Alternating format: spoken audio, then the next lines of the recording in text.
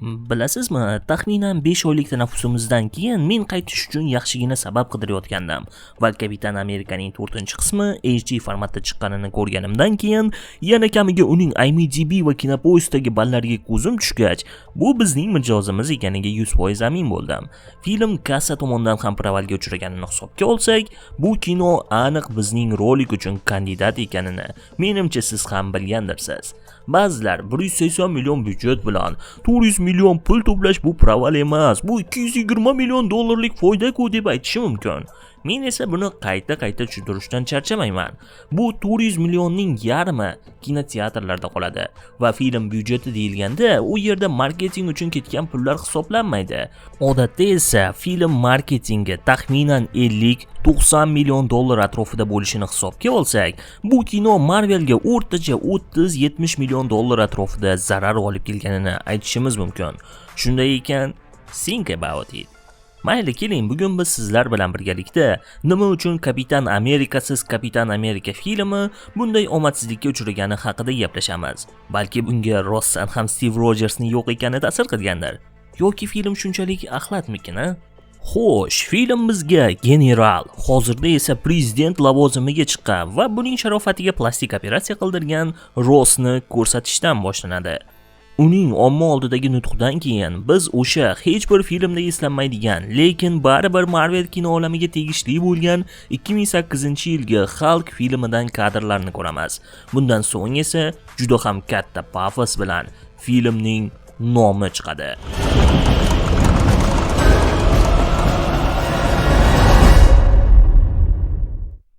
Ha, rostdan ham bu kino top darajada bo'lsa kerak. Kapitan Amerika maxsus topshiriqni bajarish jarayonini ko'rarkanmiz, bizda bir savol tug'iladi. Ha, bilaman, bu sahnalar filmda action bo'lishi uchun kerak. Ammo nega u oddiy insonlar bilan super kostyumida qo'lda jang qilmoqda? Nima u o'zini UFC daman deb o'ylayaptimi? Ushbu chala actiondan keyin biz Gustavo Fringni ko'ramiz. Akaxon, siz bu filmda nimani yo'qotib qo'ydingiz bilmadim-u, ammo tarixdagi eng zo'r antagonistlardan birini ijro etgan aktyorga men ortiqcha gapira olmayman. Chunki akamiz bu yerda ham o'z rollarini maromiga yetkazib ijro etibdi. Yana bir, umuman hech qanday asosga ega bo'lmagan qo'l jangidan keyin biz yana qo'l jangini ko'ramiz. Bro, senga vibraniumdan qilingan qanot, kichik uchadigan dron robotchalaring, agar ularni ishlatmasang nima keragi bor? Ha, oldingi Kep ham qalqoni bilan jang qilardi. Ammo u super askar edi. Senga o'xshagan oddiy odam emas. Kapitan Amerika bo'lish bu MMA ustasi bo'lishing kerak deganimi shunda? Men jangariman, jangchiman. Menga jang beringlar. Oktagonlarga. Bilasizmi, Sam bu yerda o'zini xuddi ota-onasiga katta bo'lib qolganini isbotlamoqchi bo'layotgan 12 yosh boladek tutmoqda. Birodar, bizga hech narsani isbotlashing shart emas.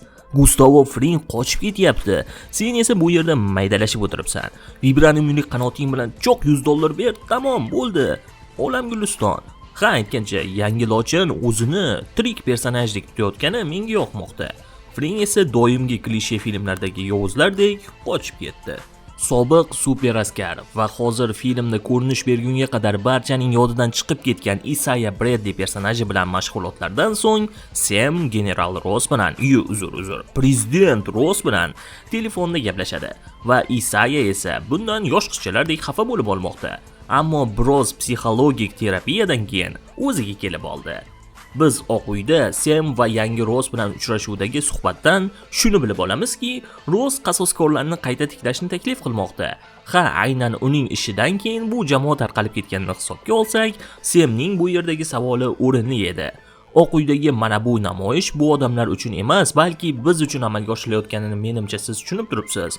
Xullas, film boshida Sam bajargan topshiriqdagi qadrli narsa bu adamantium metali ekan.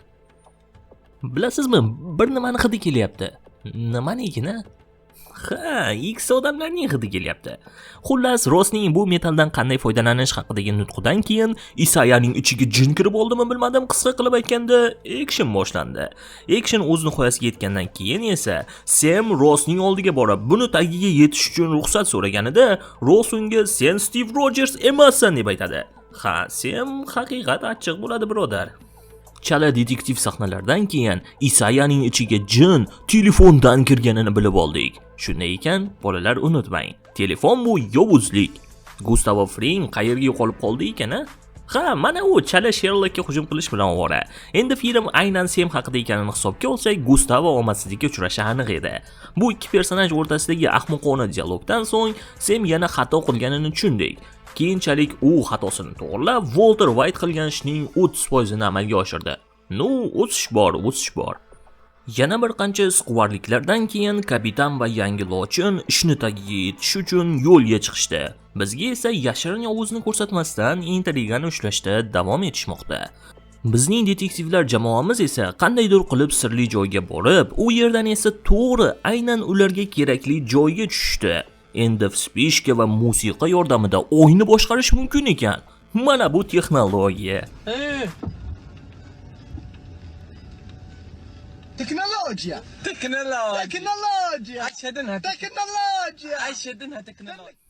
Xullas, bu ishlarning barchasining tagida 2008-yilgi filmda ikkinchi darajali rollardan birini o'ynagan olim va o'sha filmda xalqning qoni miyasiga tushib ketgan chupakabra yotibdi ekan. U hech kimning esida bo'lmasa ham kerak. Axir men ham uni Google dan qidirib 2008-yilgi filmni qayta ko'rib zo'rg'a esladim. Mayli, bormi bor. Endi biz asosiy yovuzi mega miya bo'lgan filmlar omadsizlikka uchrashini bilamiz. Chunki endi bizda yashil fonusdan tashqari Kapitan Amerika 4 filmi ham mavjud. Davomiga yana kichik action sahnalar, bunday tushunarsiz, hech bir personaj uchun chin ko'ngildan qayg'urmaydigan, yana kamiga juda ham sust olingan bu sahnalardan keyin prezidentning tansoqchisi, qora bevalardan biri bo'lgan 40 kilogramlik qizaloqni ko'ramiz. Endi savol: men qanday qilib mana bu kichkintoy 1,5 metrlik qizaloq 90 kilogramlik mana bu erkaklarni ko'tarib o'tayotganini tushunishim mumkin? Natasha bilan bunday emas edi. Natashaning ham jang qilishi juda realistik bo'lmagan bo'lsa-da, ammo u hech qachon o'zidan 2 barobar og'ir erkakni ikkita qo'lida ko'tarib o'tmagan. U maxsus usullardan foydalanardi. Yana kamiga u biroz kattaroq ham edi. Xullas, u bilan bo'lgan action sahnalarga oz bo'lsa ham ishonsa bo'lardi. Ammo men mana bunga qanday qilib ishonaman? Bu qiz o'zini zo'rg'a ko'tarib yuribdi-ku axir. Yana bir texnologiyadan keyin men bir narsani tushunmayapman. Nima bu musiqa faqat shu askarlarga ta'sir qiladimi? Semni yoki uning do'sti Lochinni ichiga jin kirib olmayaptimi? Men boshida bu ishlashi uchun Mega Mozg odamlarni oldindan o'rganib chiqib, uning telefonlarini buzib kirib, bu vaziyatga tayyorlangan deb o'ylagandim. Chunki bizga o'sha sirli joyda bunga belgi berishgandi. Unda mana bu chupakabralarni u qanday qilib boshqarmoqda? Kapitan Amerika va prezident Ross o'rtasidagi dildan suhbatdan keyin kapitan va samolyotlar o'rtasidagi actionning guvohiga aylanamiz.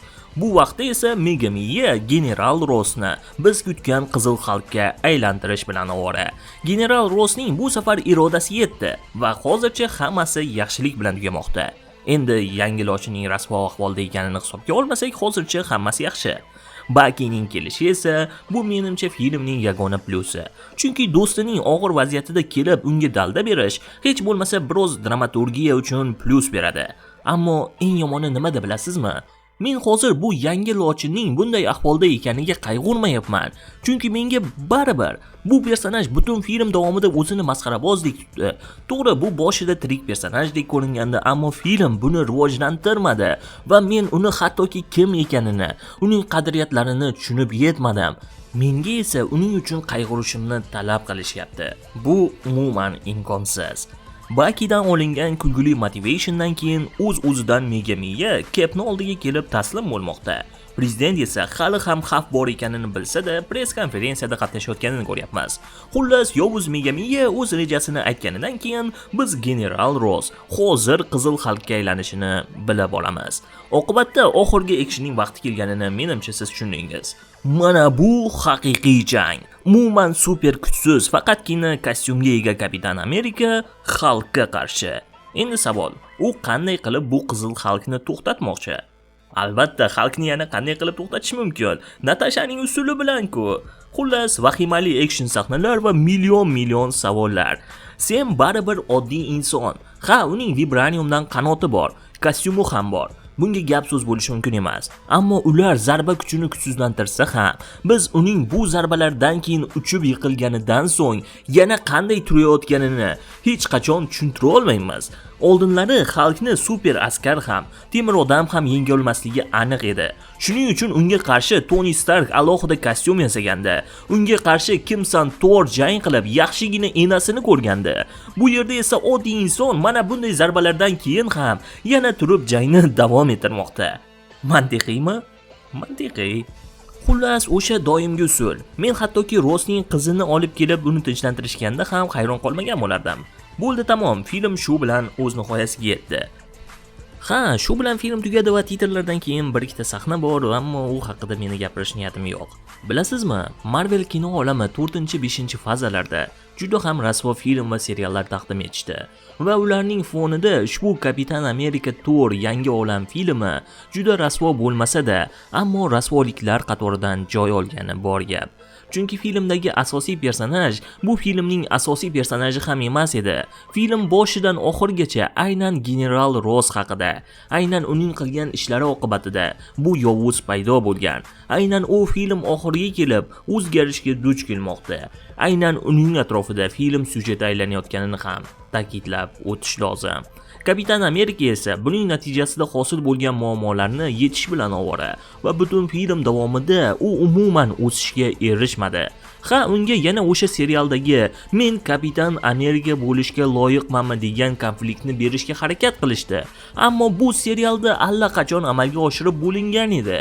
Yangi lochin personaji ham shunchaki bormi bor tarzida filmga tiqilgan. Isaiah Bradley esa shunchaki kapitanning bu konfliktga qo'shilishi uchun sabab sifatida ishlatilindi va personaj sifatida hech qanday progressga erishmadi. Agar filmning oldingi versiyasi bundan ham yomonroq bo'lgan bo'lsa, uni to'g'irlash uchun ajratilgan pul aniq hech nimani oqlamabdi. O'zi hozirda Marvel kino olamiga e'tibor berar ekanmiz. 6 yil ichida ushbu olam Kangni asosiy yovuz qilishga harakat qilganini ko'ramiz. Ammo bu urinishlar umuman o'zini oqlamadi va Feige Robertni bu olamga qaytarish orqali hozircha bizni intrigada ushlab turmoqda. Biz shunchaki ushbu ikki fazani esdan chiqarib, kelayotgan katta filmlarga tayyorgarlik ko'rishimiz lozim. Agar Marvel o'z xatolarini to'g'rilamasa, buni hattoki Robert Downey ham olib chiqib keta olmaydi. Men ushbu ikki fazada umuman yaxshi film va seriallar bo'lmadi demoqchi emasman. Ba'zida yaxshi proyektlar bor edi. Misol uchun Loki seriali, Galaksiya qo'riqchilarining 3-qismi, O'rgimchak odam filmi yoki hech kim istamaydigan, juda kam byudjet ajratilgan Oy ritsari seriali. Ammo keling tan olaylik, rasvoliklar anchagina ko'p bo'ldi. Bizning qaytishimiz juda ham cho'zilib ketganini bilib turibman. Meni hattoki Telegram guruhda prikol qilishni ham boshlab yuborishdi. Ha, aytgancha Telegram kanalimizga obuna bo'lib qo'yishni unutmang. Endi bu yog'iga roliklar tinmasdan chiqadi deb va'da bermayman, chunki yaqin orada meni imtihonlarim bor va ulardan o'tib olgandan keyin albatta yana bir video bilan qaytamiz. Hozircha esa may oyigacha sizlar bilan xayrlashaman. Bizni hali ham kuzatib borayotganingiz uchun katta rahmat do'stlar. Ko'rishguncha sog' va salomat bo'ling.